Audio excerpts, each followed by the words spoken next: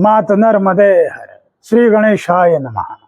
जो भी साधक मां नर्मदा के पावन धारा का चिंतन स्मरण करता है वह न केवल जल की धारा का बल्कि वह चेतना की धारा का स्मरण करता है।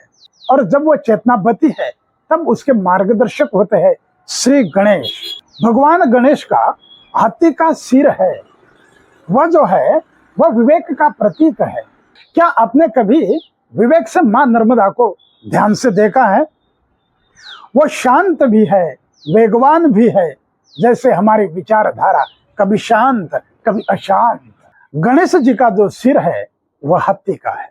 हाथी जो है वह स्मृति का, विवेक का और दृढ़ता का प्रतीक है। जैसे मां नर्मदा पर्वत काट करके बहती है, वैसे ही विवेक हमारे भीतर की बाधाओं को काटता है। साधना का पहला चरण है विवेक का जागरण। यही भगवान गणेश की और मां नर्मदा का पहला संदेश है। भगवान गणेश की सूंड है, वो बड़ी घुमावदार है। इसका अर्थ है अधोगति से ऊर्ध्वगति। वैसे ही मां नर्मदा का प्रवाह सीधा नहीं, कभी घूमती है कभी बल खाती है, फिर भी उसका लक्ष्य है समुद्र में मिलना। वैसे ही गणपति का सूंड वो सीधी नहीं ऊपर की ओर घूमी हुई है। चेतना की यात्रा नीचे से ऊपर तक, मूलाधार से सहस्रार तक, यही साधना का पथ है। सज्जनों, अगर आपकी ऊर्जा नीचे ही अटकी रहे तो केवल भोग मिलेगा, परंतु जब ऊर्जा ऊपर उठे तब योग मिलेगा। भगवान गणेश का वाहन मूषक है और वो जो है अंतर मन की गुफा है। गणपति की सवारी चुहा क्यों? क्योंकि चुहा धरती के भीतर सुरंग बनाता है, छेद बनाता है। ये प्रतीक है, क्योंकि चुहा धरती के अंदर सुरंग बनाता है, बिल बना देता है, छेद बना देता है। ये प्रतीक है अंतर मन में उतरने का।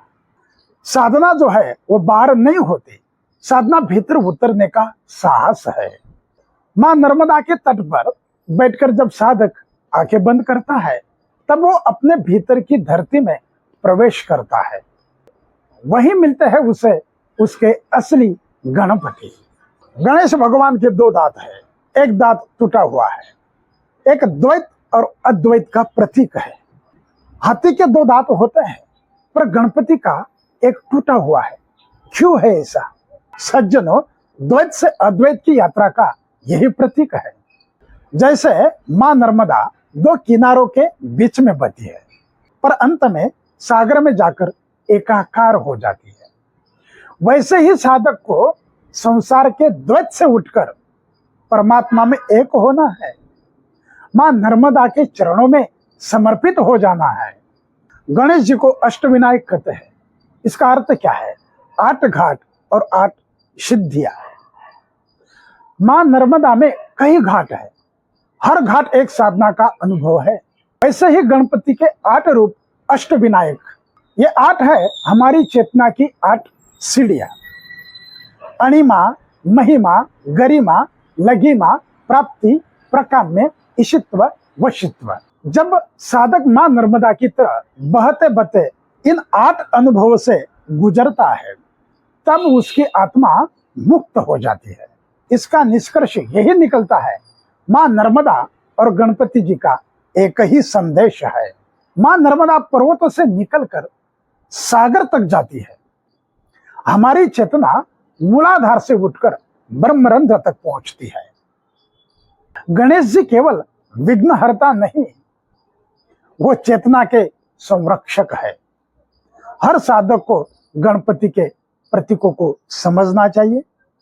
गजमुख से लेकर मूषक तक, सुंड से लेकर एकदंत तक। अगली बार जब आप मां नर्मदा के तट पर बैठेंगे तो केवल जल मत देखिए, देखिए अपने भीतर की चेतना की धारा को, जो श्री गणेश के मार्गदर्शन में अंततः परमात्मा से मिलाती है।